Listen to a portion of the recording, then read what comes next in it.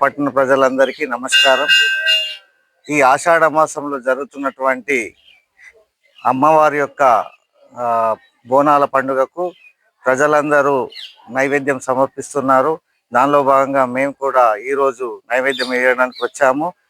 ఇది సనాతనం నుంచి, పురాతన కాలం నుంచి ఆషాఢ మాసంలో బోనాలు వేయడం ఆనవాయితీ. ఎందుకంటే గతంలో గత్తెర కలరా వస్తుండే, పిల్లలు ఆరోగ్యంగా ఉండాలని ప్రతి పూర్వీకులు ఆనాడు నుంచి అమ్మవారి శాంతించాలని బోనాలు వేస్తూ ఈ కార్యక్రమాన్ని నిర్వహిస్తారు. దాని అనుగుణంగానే పరంపరగా కొనసాగుతున్నది. దీనికి ప్రతి ఒక్కరు కూడా ప్రతి కుటుంబాల నుంచి వచ్చి అమ్మవారి శాంతింపజేసేలా కళ్ళు పోసి నైవేద్యం సమర్పించుకుంటే అమ్మవారి యొక్క అనుగ్రహం పొందుతారు. కాబట్టి పోచమ్మ తల్లికి జై. అలాగే ప్రతి ఇంటి నుంచి కూడా బోనాలను సమర్పించుకుంటారు.